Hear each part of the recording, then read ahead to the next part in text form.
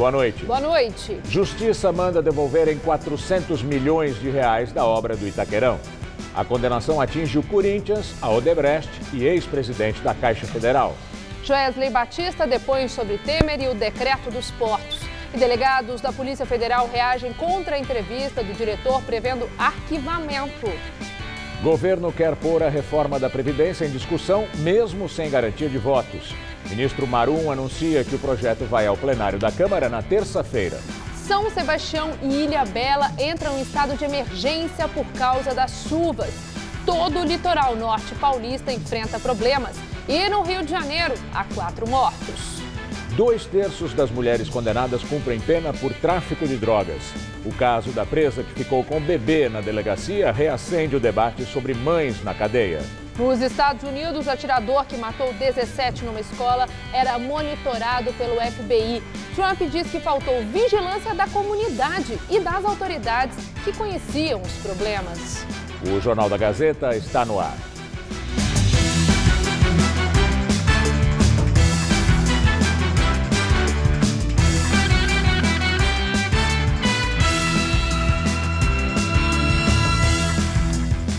A polícia identificou o homem suspeito de agredir um jovem no shopping Higienópolis, área rica da cidade de São Paulo. O caso foi na segunda-feira. Hoje foram divulgadas imagens do agressor, que é guarda civil metropolitano de Guarulhos, na região metropolitana. O corte na cabeça com 6 pontos foi o resultado da agressão que João Pedro Medeiros, de 23 anos, relatou ter sofrido dentro do banheiro do shopping Higienópolis, na região central de São Paulo, na tarde da segunda-feira. O ator prestou depoimento hoje. O jovem diz que levou coronhadas na cabeça e conta que o agressor dizia que todos os homossexuais iriam morrer. Da maneira com que ele retirou a arma, ele tirou para atirar. Só que foi um movimento que ele tirou a arma para atirar, que eu fiz assim com os braços, ele pegou e virou a arma e deu na minha cabeça. A gente acha que nunca vai acontecer com a gente, né? Mas ali poderia acontecer com qualquer pessoa, mas incisivamente ele foi pelo fato de ser gay ou de não ser, é muito ódio. Ele estava com muito ódio. Na internet, João Pedro postou um vídeo com as mãos sangrando e sendo socorrido por bombeiros. Eu fui agredido aqui no shopping de Higienópolis por um cara por homofobia. Eu preciso que alguém faça alguma coisa. Ele acusa o shopping de ter sido negligente e que ninguém correu atrás do agressor. O suspeito é um gaúcho que trabalha como guarda civil metropolitano em Guarulhos há 10 anos. E já identificamos, num curto espaço de tempo, através de imagens do vídeo e também através de testemunhas. O guarda civil não deve ficar preso num primeiro momento, segundo o próprio delegado, mas vai responder por lesão corporal e injúria. A polícia quer saber agora o que motivou a agressão.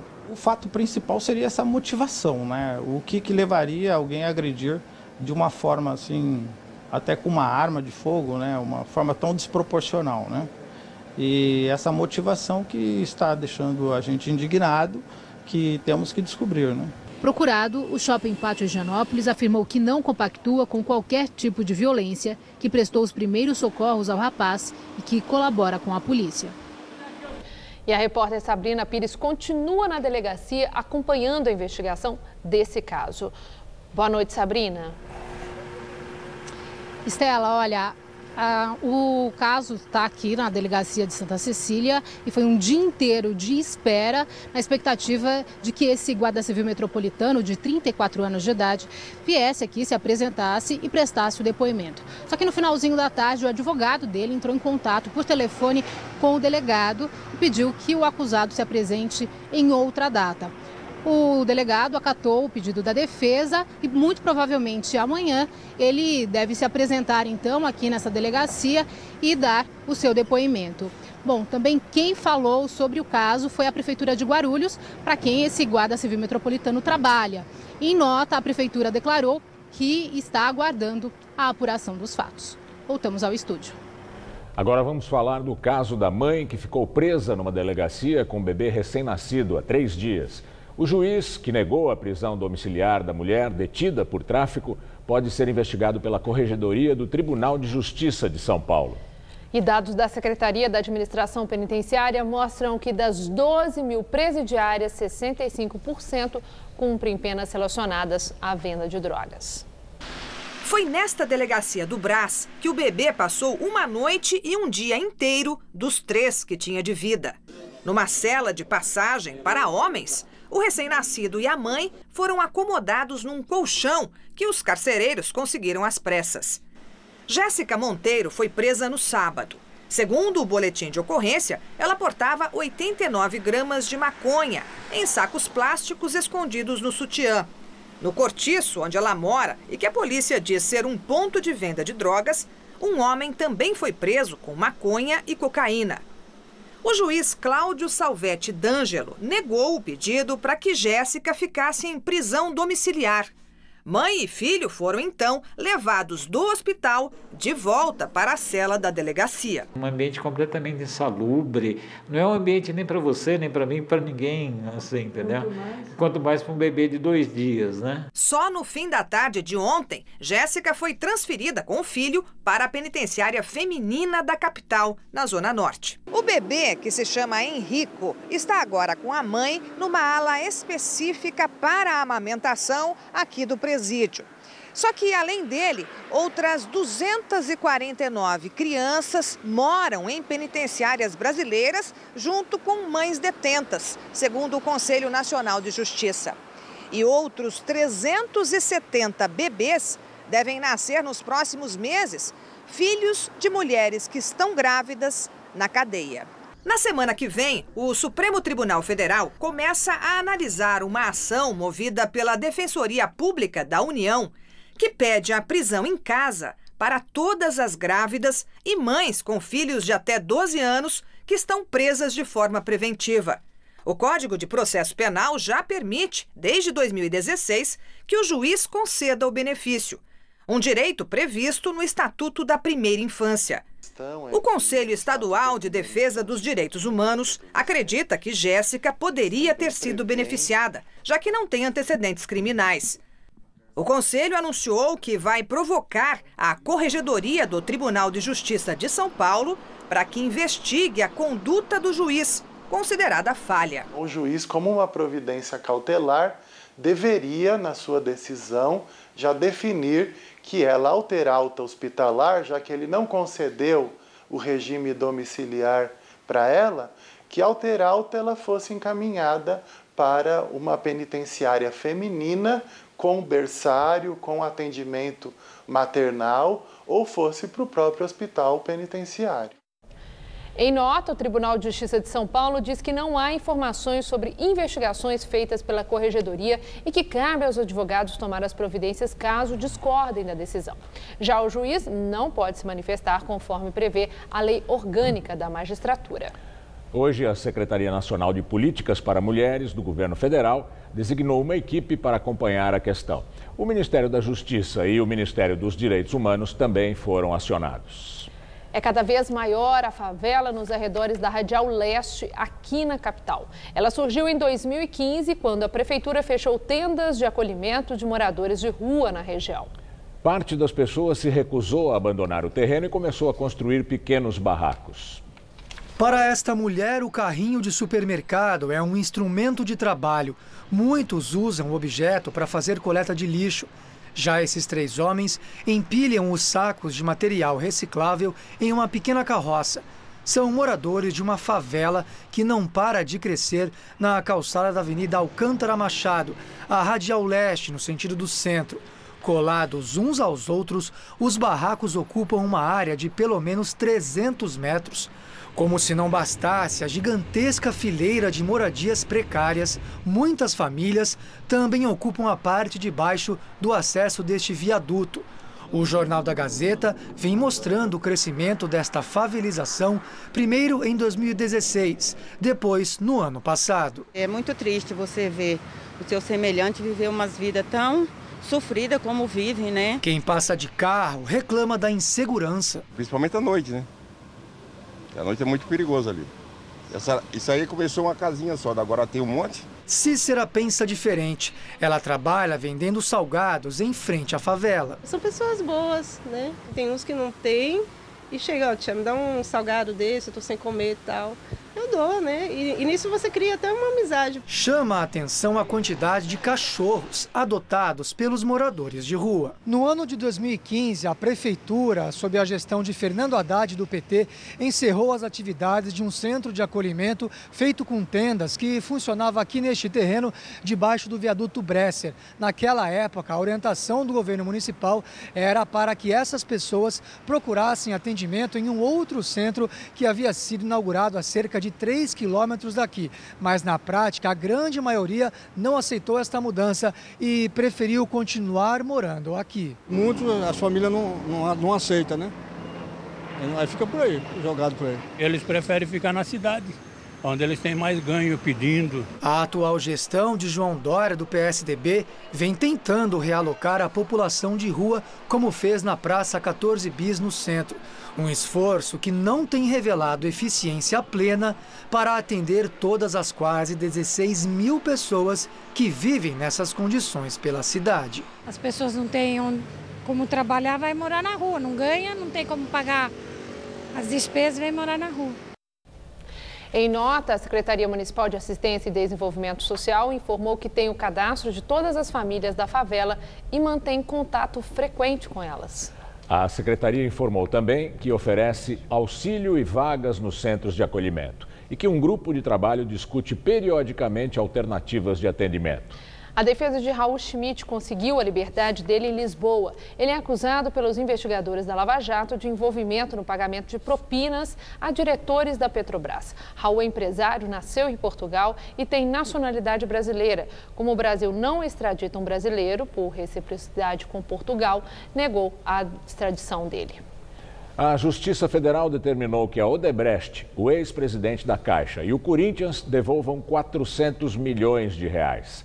O caso envolve o financiamento para a construção do Itaquerão, na Zona Leste. A sentença foi proferida pela Terceira Vara Federal de Porto Alegre. A juíza federal Maria Isabel Pezzi Klein determinou que a empreiteira Odebrecht, o Esporte Clube Corinthians Paulista, o ex-presidente da Caixa Econômica Federal Jorge Hereda e a empresa Sociedade de Propósito Específico Arena Itaquera S.A. devolvam à Caixa Econômica Federal 400 milhões de reais, dinheiro captado junto ao BNDES, Banco Nacional de Desenvolvimento Econômico e Social. Em sua decisão, a juíza apontou irregularidades no financiamento fechado em 2013, no governo da ex-presidente Dilma. Ela chamou a atenção para um detalhe sobre a empresa SPE Arena Itaquera S.A. A nota publicada no site da Justiça Federal do Rio Grande do Sul resumiu a sentença. Um repasse milionário de dinheiro público captado por uma empresa privada especialmente criada para este fim e com capital social no valor de R$1.000, embasado em garantias incertas e que beneficiou, além de um time de futebol, uma construtora contratada sem licitação. A ação popular foi movida em 2013 pelo advogado gaúcho Antônio Panibeiris, que questiona a legalidade do financiamento. Negócio que para ele seria lesivo ao patrimônio público. E uma decisão claramente tomada pelo Banco Estatal por influência política, uma vez que não existiam sólidas garantias de pagamento. A Caixa, o Corinthians, a Odebrecht e a Arena Itaquera defenderam que a transação foi legal. O financiamento para a construção do Itaquerão também é investigado na área penal. Há suspeita de pagamento de propina. A obra custou mais de R$1 bilhão. Já são alvos de inquéritos sobre o assunto no Supremo os deputados Vicente Cândido e André Sanches, do PT. Sanches foi eleito novamente presidente do Corinthians no final de semana. Os dois deputados paulistas negam qualquer irregularidade. O Ministério Público de São Paulo também investiga o caso. Em delação premiada, Marcelo Odebrecht disse que a construção do Itaquerão foi um pedido de Lula. Esse assunto, como é que ele nasceu? Basicamente um pedido de Lula para meu pai, para ajude o Corinthians a construir, que é o Corinthians do coração, ajude o Corinthians a construir estádio privado. Só isso. Tá? Aí, eu nessa época, nesse assunto eu não me envolvi, e começou a gente tentar ajudar o Corinthians a fazer um estádio que na época era 300 a 400 milhões, que era o que o Corinthians já achava que as receitas pagaria, tá? E aí tem a grande discussão, bota que terreno vai para lá, terreno para cá, e se identificou um terreno aí em Itaquera. O empreiteiro disse ainda que o modelo de financiamento foi fechado num jantar em sua casa, em janeiro de 2011, onde estavam presentes o prefeito Gilberto Kassab, do PSD, atual ministro de Temer, o governador Geraldo Alckmin, do PSDB, o presidente do BNDES na gestão Dilma, Luciano Coutinho, e André Sanches, que na época era presidente do Corinthians. Nesse jantar, se acertou de boca, ou informalmente, o que levaria-se ao modelo final e os compromissos que cada um assumiria. O juiz federal Sérgio Moro, responsável pelos processos da Lava Jato na primeira instância em Curitiba, negou hoje mais um pedido da defesa do ex-presidente Lula. Desta vez, para que fosse suspensa uma perícia judicial no software de propina da Odebrecht, chamado de MyWebDay. Os advogados de Lula argumentaram que o sistema pode ter sido manipulado ou fraudado, pois só uma cópia foi entregue pela construtora à Polícia Federal. Ao negar, o juiz Moro disse que o objetivo da perícia é justamente constatar se o sistema foi adulterado. Delegados da Polícia Federal dizem que não vão admitir interferências em investigações. Os policiais assinaram um manifesto depois da declaração desastrada do diretor Fernando Segovia, nomeado pelo presidente Temer. O documento é assinado por delegados da Polícia Federal que atuam no grupo de inquéritos do Supremo Tribunal Federal. Eles são responsáveis pela investigação de pessoas com foro privilegiado. No texto entregue ao diretor de combate ao crime organizado da Polícia Federal, Eugênio Ricas, os delegados afirmam que não admitirão qualquer interferência no trabalho. Na última sexta-feira, Fernando Segovia disse em entrevista à Reuters que a tendência era de que o inquérito que trata do decreto dos portos, em que o presidente Michel Temer é investigado, seja arquivado. Segovia declarou que não há indício de crime na investigação sobre Temer e que as investigações até o momento não comprovaram ter havido pagamento de propina no caso. Por causa das declarações, o ministro Luiz Roberto Barroso, relator do caso no Supremo, intimou Segovia a dar explicações. Os dois vão se encontrar na próxima segunda-feira. No memorando, os delegados prometem reagir caso percebam qualquer ato que atente contra as investigações e ameaçam levar o caso para o ministro Barroso no Supremo. Em resposta à carta, o delegado Eugênio Ricas disse que as apurações irão avançar, doa a quem doer. Já Fernando Segovia afirmou que o documento é a prova cabal de que não interferiu nem tentou influenciar a investigação de Temer. E em São Paulo, o empresário Joesley Batista, dono da JBS Friboi, prestou depoimento hoje no inquérito sobre o decreto dos portos, assinado por Temer. Foi a primeira vez que ele falou na investigação que apura se o presidente editou o texto para favorecer empresas que operam no Porto de Santos. Joesley, que está preso na carceragem da Polícia Federal, foi ouvido pelo delegado Kleiber Malta Lopes, que veio de Brasília apenas para a oportunidade. O teor do depoimento não foi divulgado, mas a defesa disse que a tendência era de que Joesley repetisse tudo o que já falou em delação premiada no ano passado. Amanhã será a vez de Ricardo Saldi ser interrogado. Agora o comentário de política com José Neumann e Pinto. O carnaval acabou e estão sendo emanadas do Palácio do Planalto duas brisas muito mal cheirosas. A primeira dessas brisas é a de que o Planalto está muito aborrecido com a lambança que o desastrado geral da Polícia Federal, o Fernando Borganon de Galhas Segovia, espalhou por aí a respeito de uma certa condescendência com essa investigação sobre o Porto de Santos. Tem nada disso. O Segovia está na direção da Polícia Federal para fazer o serviço que o Temer quer. O serviço que o Temer quer é exatamente jogar esse inquérito no lixo assim que for possível. E o que o Segovia fez foi fazer um pouco desse serviço adiantando. Que bom, que parece que não há provas, que a coisa está muito devagar e tal. O Segovia, é claro, faz esse serviço sujo, mas atrás dele ele tem apoio, porque está fazendo o que o chefe mandou. o que os chefes mandaram, né? A segunda brisa é o anúncio de que ainda esta semana o Temer vai assinar uma medida provisória criando o Ministério da Segurança Pública. Isso é muito mais grave.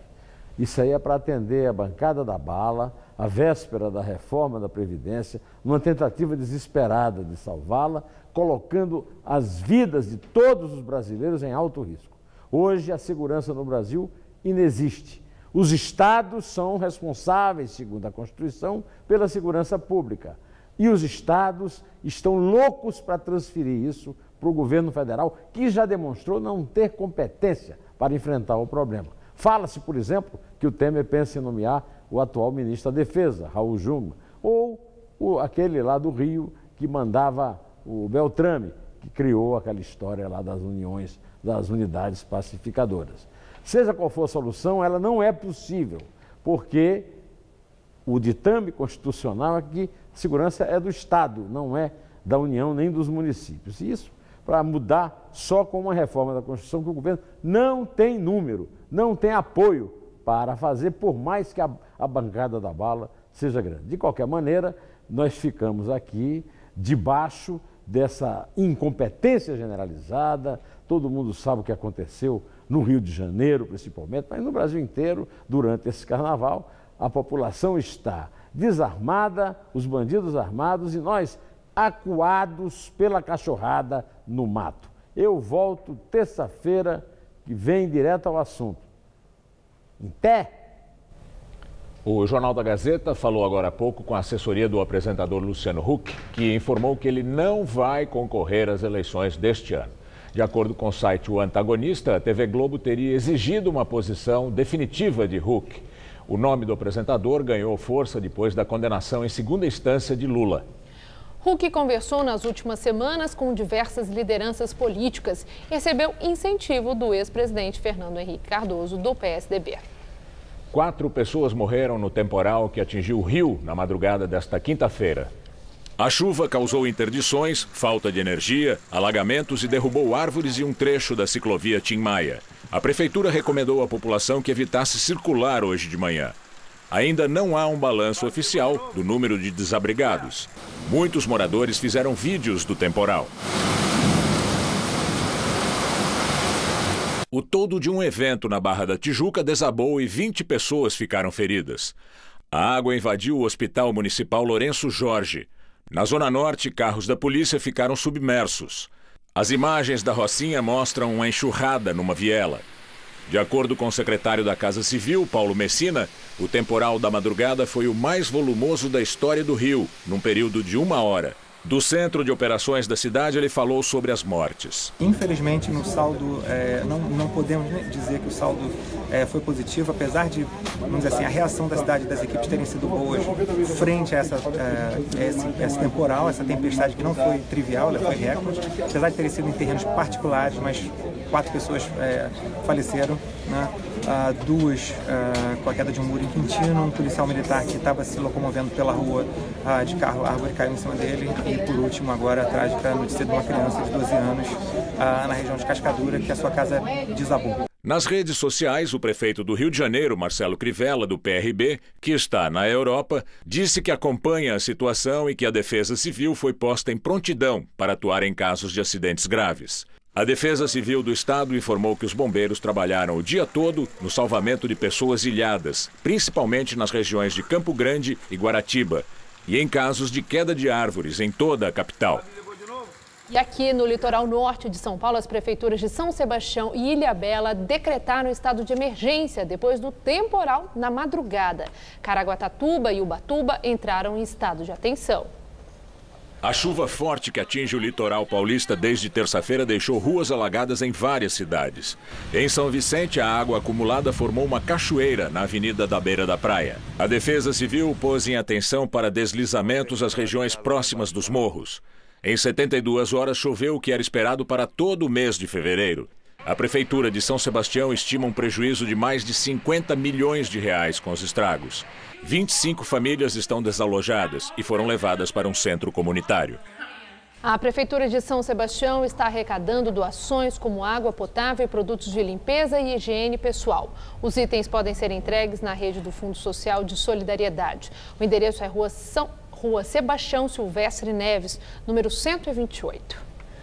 O paulistano teve hoje um dia de temperatura amena, muita nebulosidade e chuviscos fraquinhos e isolados. Mesmo com toda essa situação, no litoral norte, aqui só uma chuvinha, E será que ela continua amanhã? Vamos ver em detalhes a previsão com Mariana Armentano.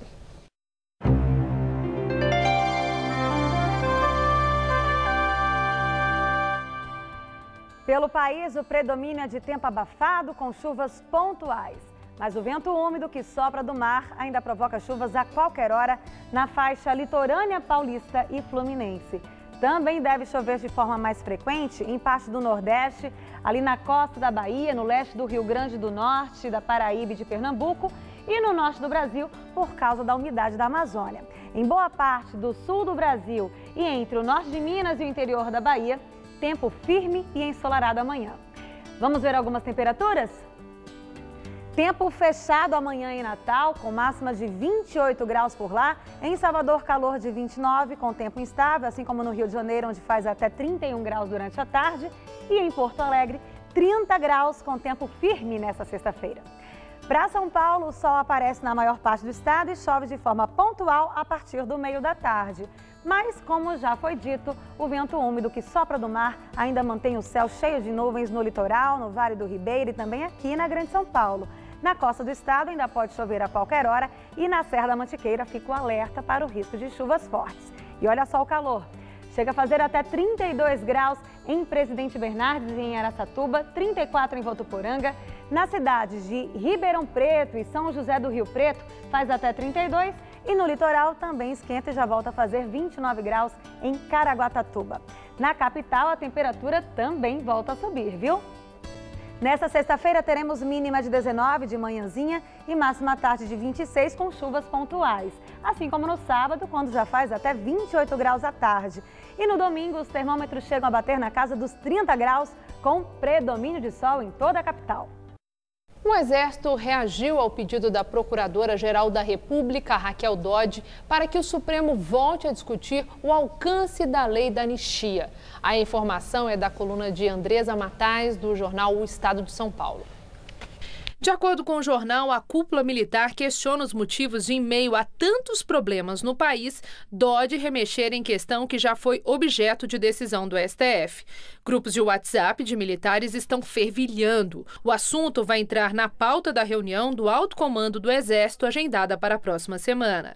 No começo do mês, a Procuradora-Geral pediu à presidente do Supremo Tribunal Federal, a ministra Carmen Lúcia, para que derrube uma liminar do falecido ministro Teori Zavascki, de 2014. A decisão suspendeu uma ação penal contra 5 militares acusados de envolvimento na morte do deputado federal Rubens Paiva, em janeiro de 1971, e de ocultação do corpo dele. Raquel Dodge também solicitou que o Supremo volte a discutir o alcance da lei da anistia. A Procuradora-Geral da República, Raquel Dodge, pediu a condenação do líder do governo no Congresso, o deputado André Moura, do PSC, em 3 ações penais em que ele é réu no Supremo Tribunal Federal. O parlamentar é acusado de ter desviado verbas no município de Pirambu, em Sergipe, onde foi prefeito.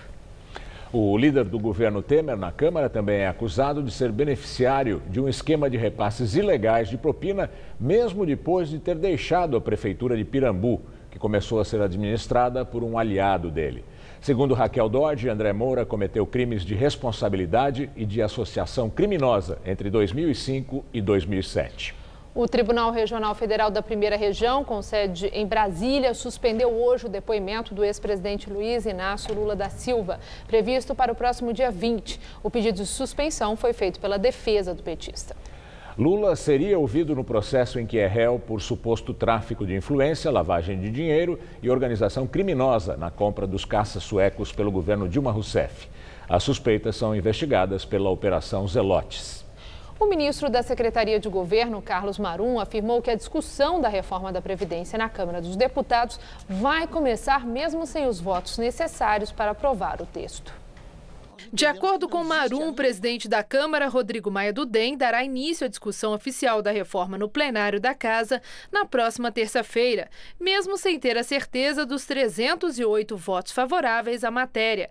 O ministro falou com a imprensa depois de participar de uma reunião com Maia. Nós temos consciência de que precisamos ainda da semana que vem para buscarmos os votos que ainda faltam para aprovação. O projeto ainda pode, digamos assim, ser aprimorado, desde que não, não deixe de estar presentes aquelas questões que nós consideramos como pilares dessa reforma, que é a idade mínima, uma idade mínima estabelecida e um mesmo regime previdenciário para todos os brasileiros. Hoje, de acordo com Marum, que é responsável pela articulação política do Palácio do Planalto, ainda faltam 40 votos para aprovação.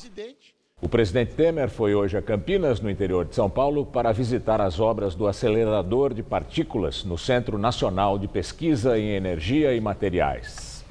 O projeto Sirius, orçado em mais de R$1,5 bilhão foi um dos poucos da área científica que não teve orçamento reduzido. Apesar disso, um repasse de R$200 milhões está atrasado. Temer conheceu as obras do acelerador de partículas e também participou de uma reunião com o governador Geraldo Alckmin, do PSDB, e com o ministro da Ciência, Gilberto Kassab. Depois do encontro, o presidente fez um pronunciamento curto e saiu sem falar com a imprensa. E agora o comentário de Josias de Souza, direto de Brasília. Ele fala sobre a ideia do presidente Temer em criar o Ministério da Segurança. Só há dois tipos de governantes. Ou o sujeito é parte do problema ou é parte da solução. Michel Temer é parte da encrenca. Há um ano, ele lançou um redentor Plano Nacional de Segurança Pública. Deu em vexame. Agora, o presidente flerta com uma nova velha ideia de gênio. Diante do avanço do crime organizado, Temer cogita criar o Ministério da Segurança Pública. Agora vai. Hoje o Brasil gasta R$ 2.400 por mês para manter um criminoso atrás das grades e investe R$ 2.200 por ano para custear um estudante do ensino médio numa escola pública. Repetindo, o Estado gasta 13 vezes mais com os presos do que com os estudantes. E não funcionam direito nem as cadeias, nem as escolas. Ninguém respondeu ainda a uma pergunta simples: de onde virá o dinheiro para o reforço da segurança pública? Por ora, a única certeza sólida é a de que a nova pasta a ser criada absorverá a Polícia Federal, o que é um sinal de perigo. No mais, nada de novo sob o sol. É assim desde os portugueses. Rebatiza-se o Cabo das Tormentas de Cabo da Boa Esperança e imagina-se que tudo está resolvido. O Ministério da Segurança Pública poderia se chamar Gisele Bündchen. Michel Temer continuaria sendo parte do problema e a crise do setor de segurança não deixaria de ser horrorosa. Boa noite. Daqui a pouco, Maria Lídia Flândula entrevista o vereador do PT, Antônio Donato, sobre as eleições. Um dia depois da renúncia de Jacob Zuma, o Parlamento da África do Sul elegeu um novo presidente. Cyril Ramaphosa, vice de Zuma, foi o autor das manobras que derrubaram o presidente. Ramaphosa foi o único indicado para o cargo porque os dois partidos de oposição não participaram do processo. Depois do juramento de posse como quinto presidente sul-africano eleito, Ramaphosa prometeu trabalhar duro para não decepcionar o povo da África do Sul, que deve escolher um novo presidente no ano que vem. Mesmo com a ameaça de impeachment afastada, as investigações dos quase 800 casos de corrupção de Jacob Zuma continuam na justiça sul-africana. Nos Estados Unidos, o FBI confirmou que já tinha investigado as redes sociais do assassino de 17 pessoas num ataque à escola de Parkland, na Flórida. Segundo a polícia, o atirador de 19 anos, Nicolás Cruz, mostrava frequentemente em suas redes sociais interesses por armas e casos de ataque contra escolas. Mesmo assim, a agência de inteligência americana não reuniu provas suficientes para intervir antes da tragédia de ontem. Logo depois da prisão, a polícia confirmou que Cruz agiu sozinho. Ele foi aluno da escola até o ano passado, quando foi expulso por indisciplina. Órfão e morando de favor com famílias de amigos, Nicolas Cruz foi descrito como um rapaz de perfil agressivo. A polícia esteve várias vezes na casa da família que o abrigou porque ele causava problemas no bairro. Testemunhas afirmaram que ele jurou vingança contra os colegas e professores quando foi expulso da escola.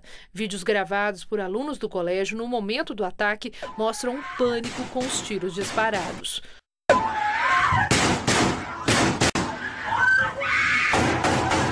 Poucas horas depois do ataque, Cruz foi preso. Ele se rendeu sem resistência.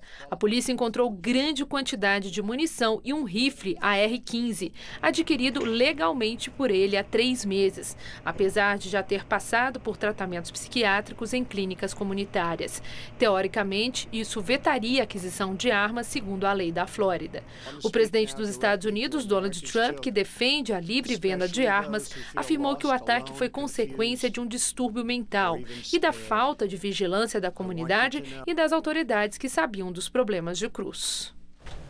Aqui no Brasil, onde se macaqueia tudo o que existe de pior nos Estados Unidos, pululam nas redes sociais mensagens dos defensores do completo e total armamento da população. Os argumentos são toscos, para não dizer ridículos. Os cidadãos de bem estão sendo mortos como cordeiros desarmados. A arma de fogo defende velhinhas de 70 anos de bandidos malvados de 2 metros de altura. O festival de besteiras vai por aí afora. O que esses trogloditas não percebem é que a proteção dos cidadãos é responsabilidade da polícia e do judiciário. Se esses braços do Estado funcionassem bem, ninguém seria morto como cordeiro, como os estudantes da Flórida que nós acabamos de ver. Vários brasileiros estudam nessa escola do massacre. Eles saíram daqui do Brasil, entre outras coisas, pelo medo da criminalidade armada. Vamos macaquear mais essa monstruosidade? Funcionários da rede estadual de ensino e pais de alunos fizeram hoje à tarde uma passeata na região da Paulista. O protesto foi contra o fechamento de escolas particulares conveniadas com o governo do estado de São Paulo para atender alunos autistas. Durante todo o trajeto, os manifestantes foram seguidos pela Polícia Militar.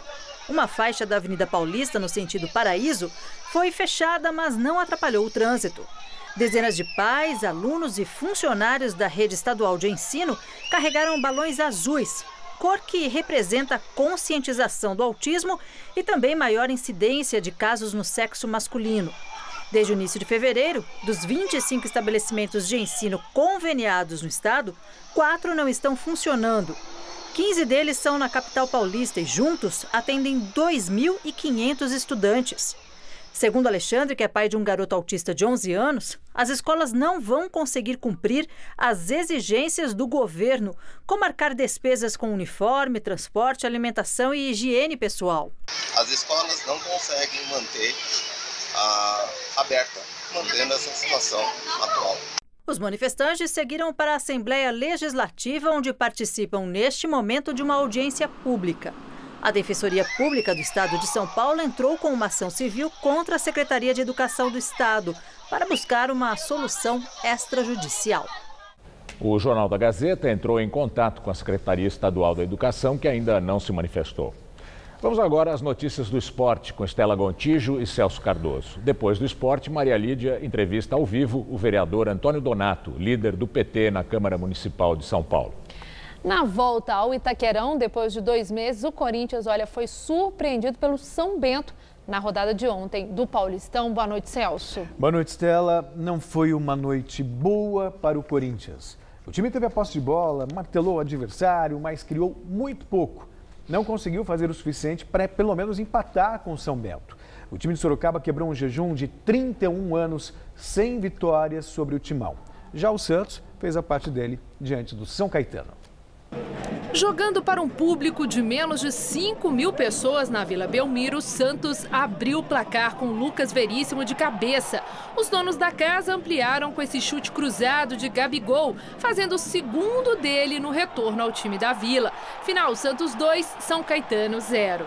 Estava na hora, né? Hoje eu me senti na Vila, realmente, que eu sempre que vim jogar aqui sofria demais, nunca consegui vencer e hoje ao meu favor, né? Tava na hora. Então hoje foi o batizado. Fico feliz pela vitória. Voltando a atuar na Arena Itaquera, depois de 2 meses, o Corinthians foi surpreendido pelo São Bento, que marcou o único gol da partida com o João Paulo subindo de cabeça. Corinthians 0, São Bento 1, placar final. A gente tem que jogar mais, essa é a verdade, né?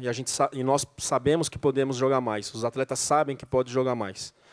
Então, já que está acontecendo, é bom que está acontecendo no momento que dá ainda, né? Para a gente, o quanto antes, melhorar o que precisa melhorar, trabalhar o que precisa trabalhar. Estou ainda no processo de procurar mesmo, gostei no início do que a gente fez no 4-1-4-1, principalmente lá na Flórida, agora não está funcionando tanto. Preciso ver se são as peças ou se é meu treinamento que tem que ser melhor, né? A partir de amanhã começo a fazer reunião para ver onde que eu tenho que atacar melhor. Na sua opinião, o que precisa melhorar no Corinthians? Na verdade, boa parte. Por exemplo, a solidez da defesa do ano passado não é a mesma, mas o Carille está testando, falta um atacante, um fazedor de gols, capaz de tirar, né, o time das situações ruins, botar a bola para dentro. E esse esquema novo do Carille é um pouco mais ofensivo, então requer realmente adaptação. Se ele se propõe a ser um pouco mais ofensivo, obviamente... Ele tem que trabalhar muito a defesa, né? Isso é a especialidade dele, mas só se consegue com o tempo. Ele foi muito feliz na frase dele. Eu tenho que rever as peças, eu tenho que rever o treinamento. Mas o Corinthians, apesar de 2 derrotas seguidas, é só o início de temporada, tende a ser competitivo durante o resto do campeonato. Hoje é a vez do Palmeiras entrar em campo pelo Campeonato Paulista, tentando manter a invencibilidade que já dura 6 jogos. O Palmeiras está que está. Invencibilidade com 100% de aproveitamento. A expectativa clara de vitória hoje contra o Linense. O favoritismo palestrino é inegável, Estela. Pois é, e hoje também tem o São Paulo jogando em Maceió pela Copa do Brasil. A luta para que a zebra, que tem atingido alguns times grandes nesse início da competição, não atravesse o caminho do time de Dorival Júnior, né, Celso? Botafogo e Atlético Mineiro que o digam. É verdade. O time carioca foi eliminado e o Mineiro demitiu o técnico Oswaldo Oliveira depois de um inesperado empate com um time acreano. Já o São Paulo joga às 9h30 da noite contra o CSA de Alagoas pela segunda fase da Copa do Brasil. O jogo é em Maceió e o técnico Dorival Júnior definiu a equipe que deve atuar nessa partida com uma novidade entre os titulares. Confira. Mesmo com um desempenho questionado neste começo de temporada, o São Paulo teve uma recepção calorosa por parte dos torcedores no aeroporto de Maceió.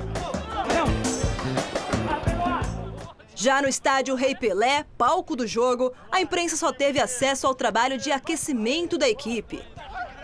O técnico Dorival Júnior fez jogo duro, não deixou que fossem feitas imagens das jogadas de bola parada e também das cobranças de pênalti. O que não é mistério é a escalação.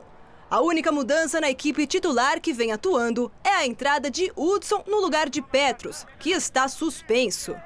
Novidades também no banco, com a volta do zagueiro Arboleda, recuperado de lesão, e a presença do recém-contratado Valdívia, que poderá fazer a estreia com a camisa tricolor.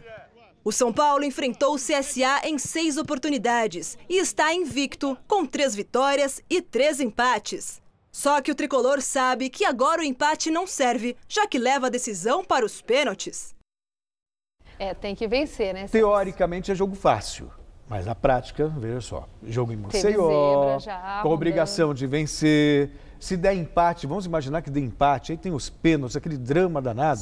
Corinthians foi campeão brasileiro ano passado, campeão paulista, mas quase foi eliminado da Copa do Brasil pelo modesto Brusque.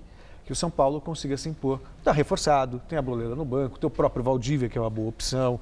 São Paulo é favorito. Tá certo, então obrigada, Celso. Boa noite, até amanhã. É com você, Gamberini. Daqui a pouco, Maria Lídia Flândoli entrevista o vereador do PT, Antônio Donato. Eles vão conversar sobre as eleições deste ano. Até já. Na entrevista do dia, uma análise do ânimo do PT nesse ano eleitoral. Entrevista o vereador do PT, Antônio Donato, que está no 3º mandato, já foi presidente da Câmara Municipal, secretário municipal na gestão Marta Suplicy e Fernando Haddad, presidente do Diretório Municipal do PT e hoje é líder da bancada petista na Câmara Municipal. Antes de começar a nossa entrevista, eu lembro a você que a TV Gazeta expande a sua transmissão estando agora também no Rio e em Brasília, pelos canais da NET 187 e 687. Obrigada, vereador, por estar conosco. A Câmara Municipal retoma seus trabalhos e já foi anunciado que nesse semestre vai ser votada a reforma da Previdência Municipal. E o PT, eu quero saber se já se posicionou sobre essa reforma, que é projeto do prefeito João Dória. Olha, boa noite, Maria Lídia, muito obrigado pelo convite mais uma vez. O projeto apresentado pelo prefeito João Dória é um projeto muito violento em relação aos servidores. Aumenta a alíquota de contribuição dos servidores, que é hoje de 11% para 14%, e com uma cota maior que pode chegar a mais 5%. Então, de 11%, o servidor pode contribuir com até 19%. É um verdadeiro confisco salarial. Então, nesse aspecto, nós somos contra esse aspecto da reforma. Acreditamos que é possível negociar, com uma visão de longo prazo, um reequilíbrio das finanças municipais destinadas à previdência dos servidores públicos, mas isso tem que ser feito com muita negociação e não de uma maneira violenta e confiscatória como essa reforma do Dória. Bom, quer dizer que é alguma coisa que pode ir possivelmente até além do semestre. Sim, né? Eu acho que é um debate... É longo, né? É uma reforma. Infelizmente, o prefeito Dória, com a sua pauta que é além de São Paulo, ele tenta mostrar que ele é capaz de fazer a reforma da Previdência, que o Temer está com dificuldade de fazer, e sinalizar nacionalmente que ele pode ser, para os mercados que exigem essa reforma, ser esse líder que leve à frente a reforma, ou seja, tem um conteúdo eleitoral, né, nessa ação do prefeito. E por isso ela pode ser um pouco assodada e sem o debate necessário que a gente acredita que deva ter. Eu vi uma declaração sua de que esse não vai ser um ano fácil, principalmente por causa dos projetos do Executivo. Como nem todos os projetos já foram encaminhados, eu acho que o senhor se antecipou nessa declaração. E aí eu pergunto, se foi a forma que o senhor arrumou para mostrar que o PT vai sim fazer oposição sistemática a João Dória e que com ele não tem negociação? Não, na verdade o PT, quem nos colocou na oposição foi o eleitor. O eleitor escolhe quem governa e quem é oposição. Então nós temos que responder ao nosso eleitor, e ao conjunto do eleitorado que nos colocou na oposição pelas nossas posturas, pelas nossas propostas. Então, dessa forma, nós votamos em vários projetos do prefeito João Dória. Não se trata de fazer uma oposição sistemática, mas em projetos que mexem com princípios nossos, nós somos contra. Então, no caso da Previdência Municipal, do jeito que ele está conduzindo. No caso da mudança do zoneamento, que foi aprovada em 2016 com um grande debate na cidade, agora ele quer mudar atendendo os interesses do mercado imobiliário. Aí nós somos contra frontalmente. Então, nós queremos analisar cada projeto, não é ser contra por ser contra, mas ser contra porque nós acreditamos em outras propostas. Vereador, agora uma questão que já rendeu muito, mas eu vou tocar nela, até porque tem algo que tem um lado intrigante, digamos. Em janeiro, aqui no Jornal da Gazeta, o prefeito João Dória respondeu uma crítica sua numa entrevista em que o senhor havia dito que São Paulo elegeu um prefeito e ganhou um candidato. Bom, Dória reagiu aqui numa entrevista comigo e ele disse que o senhor é um desqualificado, assim como todos os agentes do PT. Lá no PT, e o senhor próprio, isso não pegou bem, vocês reagiram e o PT entrou com ação judicial por danos morais. A questão intrigante. Pois não. Dizer que alguém é desqualificado, não tem qualificação, causa dano moral? É alguma coisa que fere a dignidade da pessoa? Quando todos sabemos que nós somos qualificados para umas coisas e desqualificados para as outras, isso todo mundo.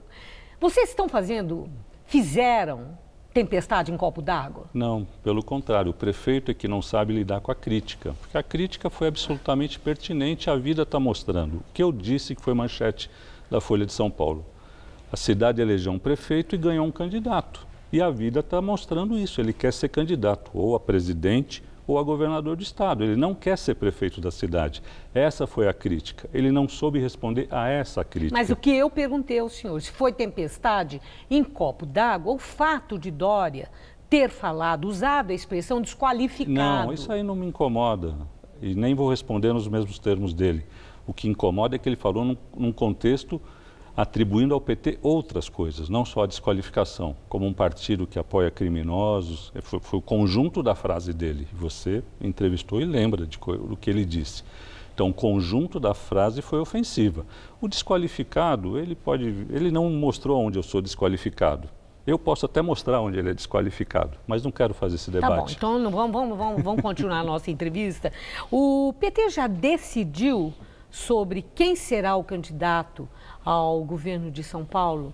É certo que Luiz Marinho será o candidato, como Lula já disse que gostaria? O encontro do PT estadual será no dia 25 de março.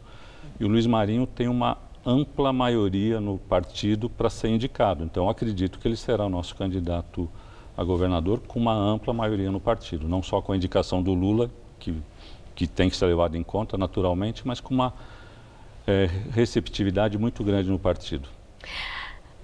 A outra questão é o seguinte, o PT tem repetido, aqui mesmo em entrevista comigo e em outras declarações, que não tem plano B no caso do impedimento de Lula a continuar candidato à presidência por ficar enquadrado na lei ficha limpa. Não admitir essa hipótese e não apresentar uma alternativa não deixa os eleitores do PT assim na mão, no ar, né?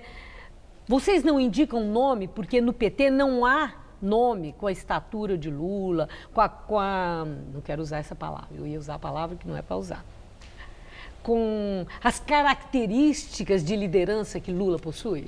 Não há no PT, não há no Brasil nome à altura de Lula. É a maior liderança popular de várias décadas. Então será ou Lula ou ninguém? O Lula tem todos os recursos possíveis para serem feitos nas várias instâncias. E nós vamos lutar até o fim. Com outro cenário frustrante para vocês. Não, nós não trabalhamos com outro cenário. Nós vamos até o fim e caso o Lula seja impedido de participar da eleição, vai ser uma violência não contra o Lula, vai ser contra 35%, 40% dos eleitores, que todas as pesquisas... Coisa. Não é outra coisa. Isso é uma avaliação do sentimento, daquilo que vocês supõem que possa ser reação. Você tem uma situação hoje no país de profundo descrédito nas instituições. Profundo descrédito em todas, inclusive agora... E nos políticos. No judiciário, não. A começar dos políticos. Sim. Nas instituições, nos políticos, partidos. Sim. E nas instituições todas, no STF, no judiciário.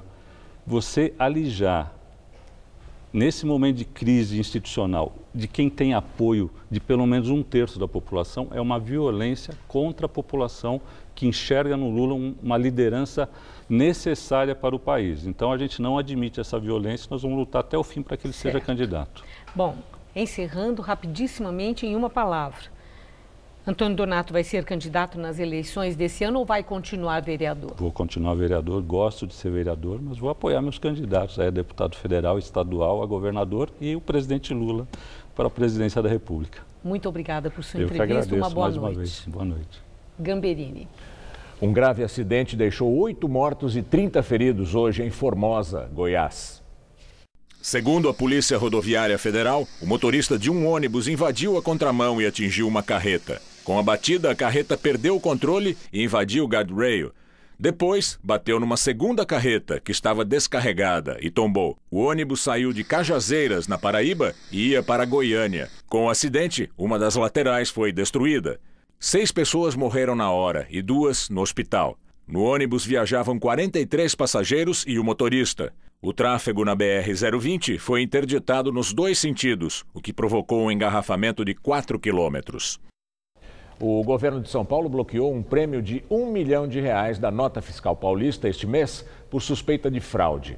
Para participar do sorteio é necessário indicar o CPF nas compras. A Secretaria da Fazenda observou que quase todas as compras em que o consumidor registrou seu CPF eram de uma mesma rede de supermercados e feitas em sequência, o que, segundo o órgão, pode indicar um possível tipo de fraude.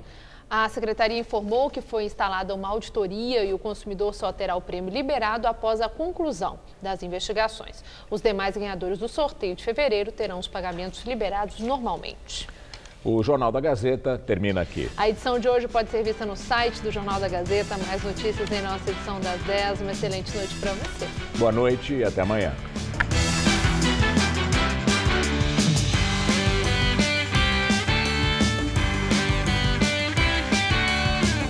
Neste domingo, 3 da tarde, acompanhe a transmissão ao vivo da Liga de Basquete Feminino 2018, com narração de Celso Cardoso e comentários de Janete.